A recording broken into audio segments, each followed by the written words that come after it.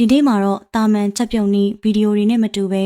စိတ်ဝင်စားစရာကောင်းတဲ့ hint check recap လေးတစ်ပုဒ်ကိုတင်ဆက်ပေးသွားမှာဖြစ်ပါတယ်။ပူပြင်းတဲ့ရာသီဥတုမှာအမောပြေစီယုံသားမကပဲလူများစွာကိုပီတိဖြစ်စေခဲ့တဲ့ခမ်းနားတဲ့ရောင်စုံတစ်သီးဖြော်ရည်ကြီးဖြော်ဆက်တဲ့အကြောင်းလေးပဲဖြစ်ပါတယ်။ဒီဖြော်ရည်ကြီးကိုဘယ်လိုတွေအချိုးကျကျဖြော်ဆက်သွားလဲဆိုတာအသေးစိတ်ကြည့်လိုက်ရအောင်နော်။ပထမဆုံးအနေနဲ့ဒီဖြော်ရည်မှာပါဝင်မဲ့တစ်သီးတွေကိုတန့်စင်အောင်ရေးဆေးကြောရပါမယ်။ပါဝင်ပစ္စည်းတွေကတော့တော်တော်လေးစုံပါတယ်။နာနတ်သီး၊တခွားသီး၊စီးပြူသီး၊တလဲသီး၊တံပရာသီး၊ဦးစီနရွက်စတာတွေပဲဖြစ်ပါတယ်။ဈေးကြောပြီးရနဲ့အဓိကအကျဆုံးအစဉ်ရောက်ပါပြီ။နာနတ်သီး၊တခွားသီးနဲ့စီးပြူသီးတွေကိုတောက်တဲ့အခါပိုက်ထဲကနေလွယ်လွယ်ကူကူစုပ်ယူလို့ရအောင်အလွန်သိငယ်တဲ့အတုံးလေးတွေဖြစ်အောင်စိတ်ရှည်လက်ရှည်လှီးဖြတ်ရပါတယ်။တလဲသီးတွေကိုလည်းအစီလေးတွေဖြစ်အောင်ခြွေထားသလိုတံပရာသီးတွေကိုလည်းအရင်ညှစ်ယူထားလိုက်ပါတယ်ရှင်။အရသာအတွက်ဂျင်းအိုလည်းနှုတ်ဆင်းထားဖို့မမေ့ပါနဲ့နော်။နောက်ထပ်မပါမဖြစ်အရေးကြီးတဲ့ပါဝင်ပစ္စည်း2မျိုးရှိပါသေးတယ်။အဲဒါကတော့ Gamacrit Seed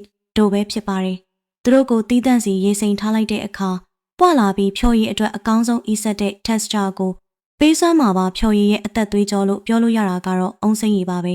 ။အုံသီးစိမ့်အလုံးပေါင်းများစွာကိုခွဲပြီး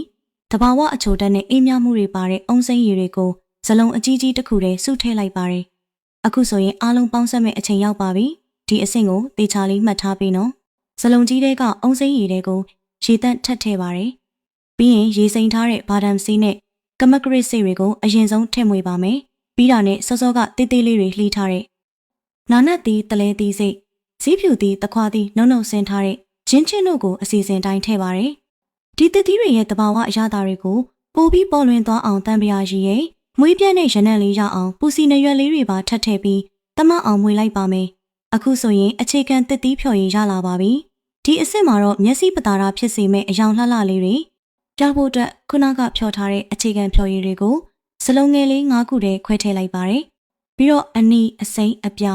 ခရမ်းစားတဲ့အယောင်အသွေးစုံလင်တဲ့စားဘက်သစ်သီးရဲ့အချိုရည်တွေကိုဓာတ်စလုံးစီခွဲထည့်ပြီးမှွေပေးလိုက်တဲ့အခါမှာတော့မြင်ရသူတိုင်းတောက်ချင်စရာဖြစ်သွားတဲ့ရောင်စုံဖြော်ရည်လေးတွေရလာပါပြီ။ဒါတွေကိုရေခဲရည်နဲ့ကြိုတင်စေးကြောအေးခဲထားတဲ့ဖန်ပလင်းလှလှလေးတွေထဲပြောင်းထည့်ပါမယ်။ပလင်းလေးတွေကိုရေခဲတွေအပြည့်ဖုံးပြီးအေးခံလိုက်တဲ့အခါနွေရာသီအတွက်အကောင်းဆုံးသောအမောပြေဖြော်ရည်လေးတွေအစင်သင့်ဖြစ်နေပါပြီ။ဒီလိုပင်ပန်းနဲ့အချိုးကျကျဖြော်ဆက်ထားတဲ့ရောင်စုံဖြော်ရည်လေးတွေကိုရွာကန်ချက်ပြုတ်ရည်အဖွဲ့သားတွေအရင်ဆုံး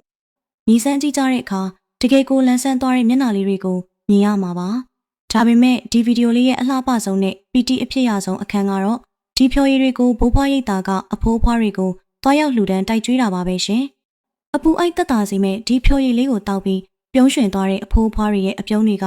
ဒီ hint check recap လေးရဲ့တကယ် masterpiece တစ်ခုပါပဲ။ဒီတစ်ခေါက်တင်ဆက်ပေးခဲ့တဲ့ recap လေးကိုသဘောကျမယ်လို့မျှော်လင့်ပါတယ်။နောက်ဗီဒီယိုတွေမှာပြန်တွေ့ကြမယ်နော်။